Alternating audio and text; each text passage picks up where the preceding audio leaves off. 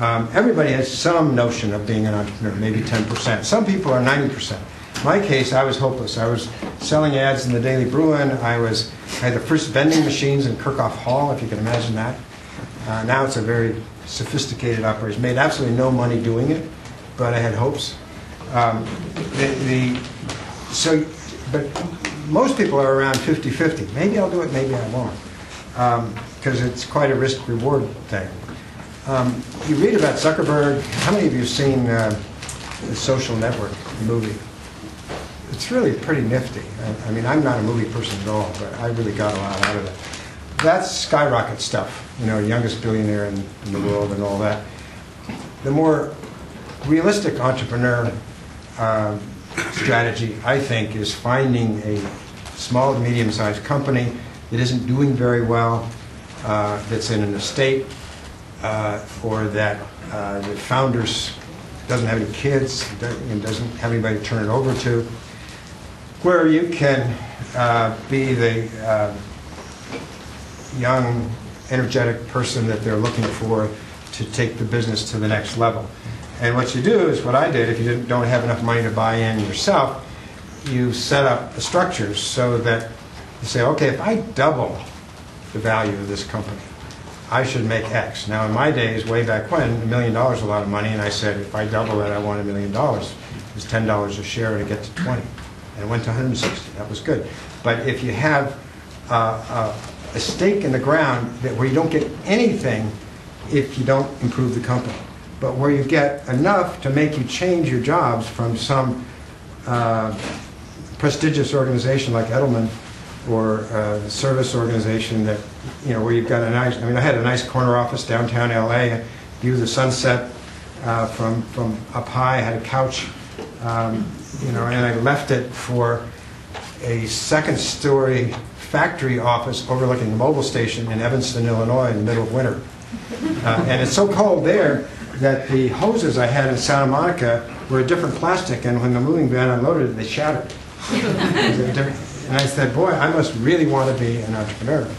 But if you find one of the, and that's what I did. I found an old broken down company, but they would let me run it and have an ownership position, even though I think I had $10,000 that I put into it. That requires a lot of tenacity. It ought to be big enough that you can bring some people in, so it's not just a one-man show. I mean, the economics of it ought to be that you can bring 2 or 3 friends or that you think have ability. And let me throw out another piece of the puzzle. I think becoming a good writer, and maybe I don't know what they do in your MBA program here on that, but you need somebody to take your compositions and have lots of red pencil on it and send it back and make you feel depressed, and you do it again, because you're going to have to write proposals to people, you're going to have to present stuff to investors, you're going to have to communicate with employees. And I've found that no matter what the degree of education, no matter how fancy the school, that good writers are rare, and it's often an essential tool for an entrepreneur if you're going to convince people that not only orally but through other media that you're somebody who they could turn this asset over to. Raising money, if you're at the real early level, there's an angel investor group here in LA. I know the engineers I spoke to yesterday at the School of Engineering have a little club as part of it, and they work with the angels in LA. There's some companies where too small the amount of money you need to be able to get it from a venture capital firm or from a bank. They don't mess around with, you know, a few $100,000. It has to be $5 million or more, and maybe you don't need that much in order to find the small business that you need. I think, you know, my definition of when you're on the right road as an entrepreneur is if things are happening to create value while you're sleeping. Now, what does that mean? It means you've got to get out, and I have a point of view on it, and I know some of you will argue with it, and you should. But you're not selling your time anymore. you know, most of you, I'm sure your time has considerable value, and a lot of the businesses you're in, you know, lawyers, that's pretty much what they do. They sell their time. Although Black Jack Anderson, as we used to call him, figured out how to morph from a lawyer into an investor, and he got the school named after him. Jim Collins, whom I knew, and whom I know, was always an entrepreneur, an investor. But you have to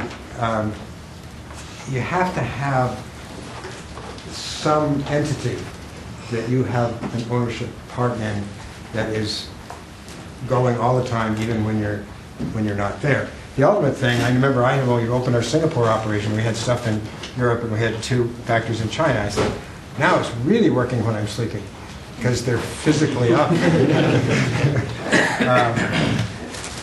Let me say something that, if you're not angry with me already, that it should help move you in that direction. Geography is important. Well, I love UCLA, and UCLA changed my life, but I get communications from UCLA, and they're what I call LA-centric.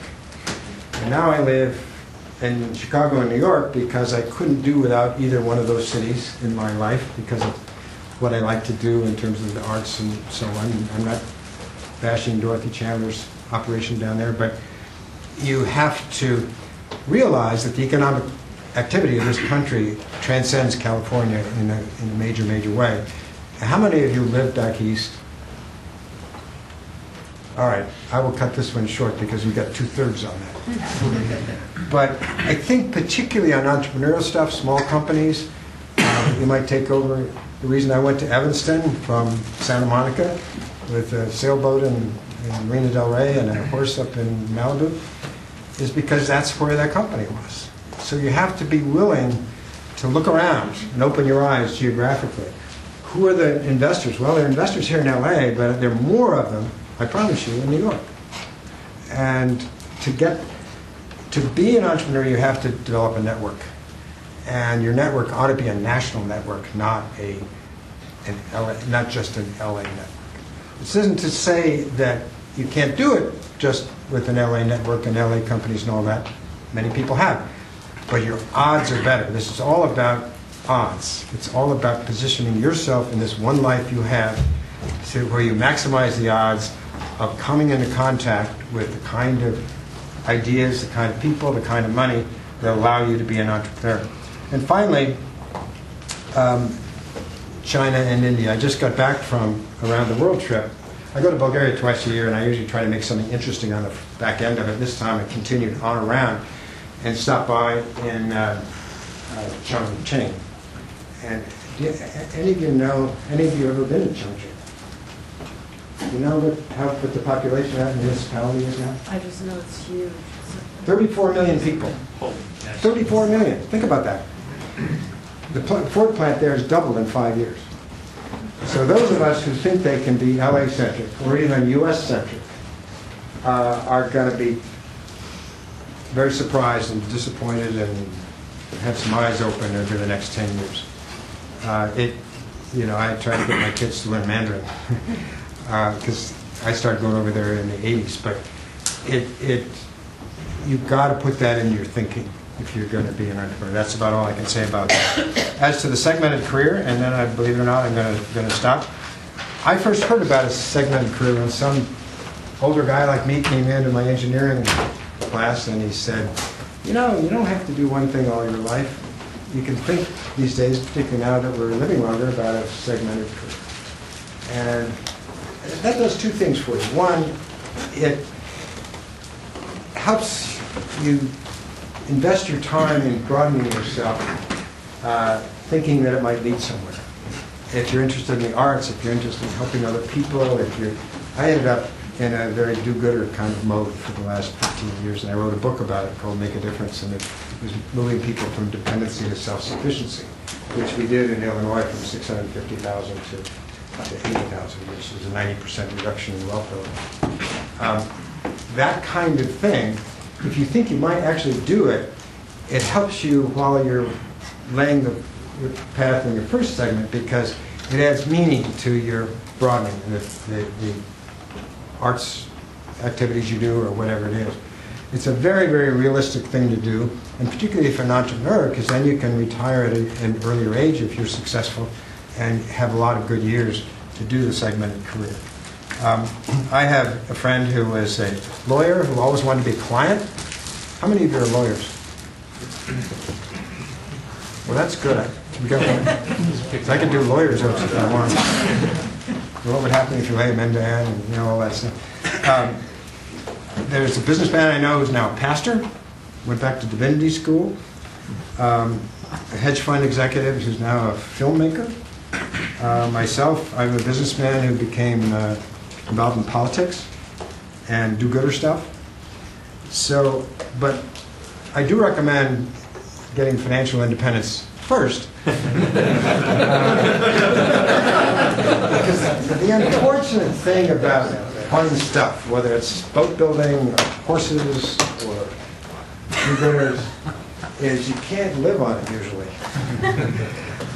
Now in my book I'm working on now, there's a lot of happiness research, and happiness research says that there's a certain level that once you're at that level, you don't get that much happiness from the Lamborghini that came in later and so forth. There's a thing called impact bias, where after you've had the Lamborghini in the garage for a month, it's kind of always been there and just doesn't make you happy anymore. Now in California, I suppose it probably would make people happy for the rest of their lives, but anyway, so I have a goal for when your first career ends, and be thinking about what that thing is, and it's kind of fun to plan about. And increasingly these days, those things do happen.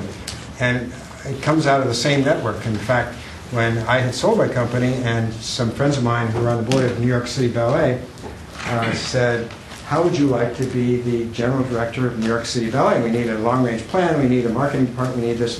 And I thought, there's legs on those women. I thought that would be fun. And you know what? It was. But I see, we're at the point where I need to stop. So, time for questions and answers. Yes, sir. What were the things that you couldn't get at McKinsey that were really attractive to you at Illinois? Because clearly you could have made a lot of money at McKinsey. Comfortable lifestyle. What really was it about throwing all this?